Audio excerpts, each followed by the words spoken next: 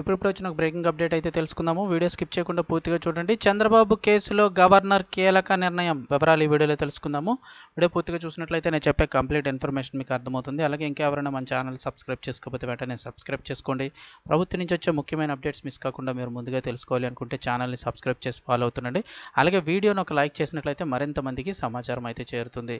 వివరాల్లోకి అయితే వెళ్ళిపోదాము.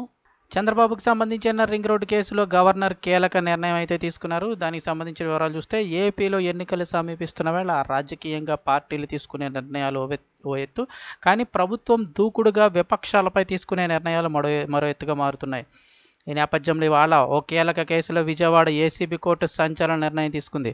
ఇప్పటికే విపక్ష నేత చంద్రబాబుపై నమోదైన కేసుల విషయంలో అరెస్టును సమర్థిస్తూ రిమాండ్కు సైతం పంపిన కోర్టు ఇవాళ మాత్రం దానికి భిన్నంగా మరో నిర్ణయం తీసుకుంది. టీడీపీ అధినేత చంద్రబాబు స్కిల్ డెవలప్మెంట్ కేసు తర్వాత సిఐడి పలు కేసులు నమోదు చేసింది. వీటిలో Amaravati inner ring road case కూడా ఒకటి ఉంది. ఈ కేసులో చంద్రబాబుతో పాటు మాజీ మంత్రి నారాయణ, లోకేష్, లింగమనేని రమేష్ వంటి వారు నిందితులుగా చేర్చింది.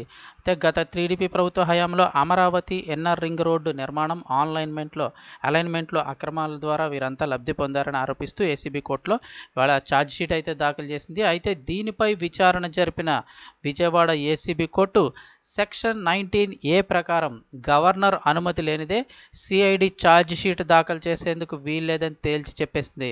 ఈ మేరకు సిఐడి ఛార్జ్షీట్ను తిరస్కరిస్తూ సంచలన నిర్ణయం తీసుకుంది. అవినీతి నిరోధక చట్టంలోని సెక్షన్ 19 ప్రకారం గవర్నర్ అనుమతి లేకుండా ఛార్జ్షీట్ దాఖలు చేసేందుకు వీల్లేదని స్పష్టం చేసింది. దీంతో చంద్రబాబుతో పాటు నారా లోకేష్, మాజీ మంత్రి నారాయణకు అమరావతి ఇన్నర్ రింగ్ రోడ్డు కేసులో ఎన్నికల వేళ ఊరట లభించినట్లయింది.